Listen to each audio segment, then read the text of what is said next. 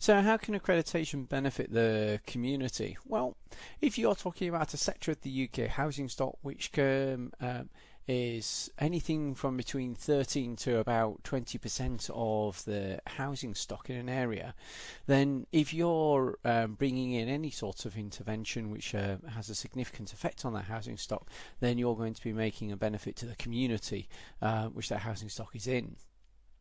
So if landlords are encouraged to maintain properties, if you go into an area of poorer quality housing around, for instance, a university is quite a good example, then you'll see that they have boundary walls which are in a poor condition, gardens which are overgrown.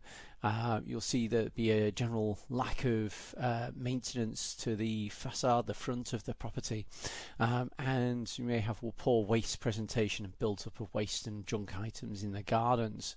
And so as you walk down those roads, if you do this, suggest doing this as a sort of homework, as you walk down them, you'll notice that which houses from the outside you can make a good guess as to whether they're privately rented or whether they're owner occupied. And so if you're trying to encourage maintenance of those properties, it does make a big difference to the overall appearance of a community. Now, I'm just using this as one example of a poorer area. I'm not saying that this is always the case, but in some areas it can be quite polar, the difference in conditions between neighbouring houses, whether they be rented or whether they be owner occupied. Improvements in community safety. So if you're bringing accreditation schemes, one of the standards you might want to put on your scheme is target hardening measures. So target hardening measures are measures which you would put in place to try to reinforce a property to make it harder for burglars to gain access.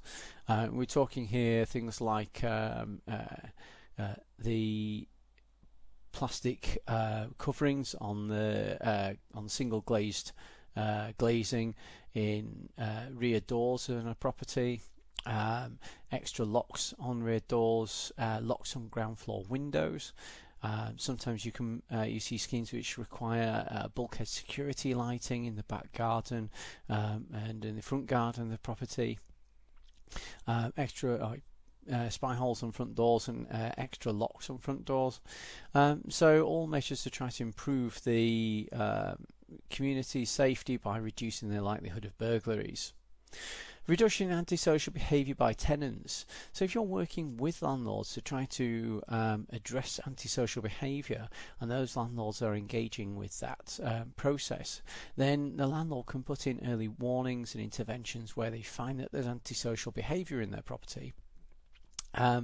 The ultimate threat is maintained, whereby the landlord can evict the tenants if they continue to behave or them or their guests behave in an antisocial manner.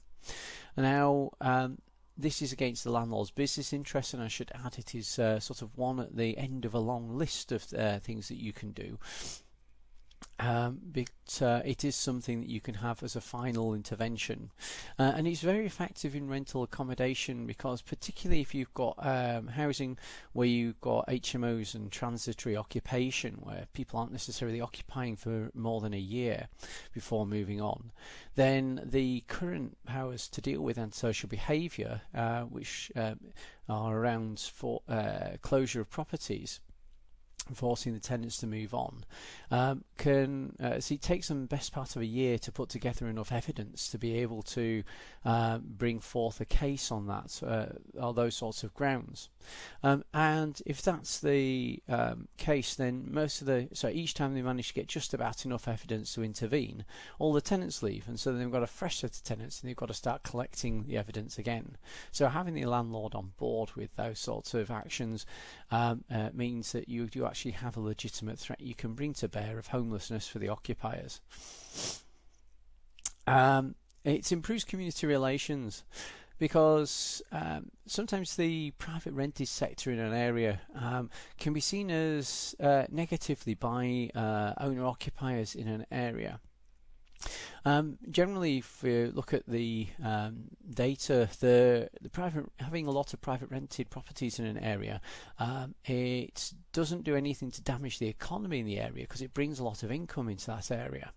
But what it can do is it can displace other property, other resident types that you would normally have had in an area. So you may see a dominance of certain tenure types within an area, and where you've had an influx of people forming houses of multiple occupation, or you've had a lot of migrant workers moving into an area, into rental properties, again usually forming houses of multiple occupation, then you can find that there's a certain negativity coming from the displaced occupiers of residential properties and those remaining as they adjust to what might be a different community with different lifestyles and different ways of carrying out their days, which can bring in, and it may have more cars parked in an area, etc. So it may bring friction. So if you've got landlords that are actually aspiring to serve the tenants and provide the best quality properties they can, and engaging in those community relations, that can be very helpful for an area. And as a package, as part of a package of all sorts of other measures, it can be helpful in improving the area overall, so assisting in area regeneration.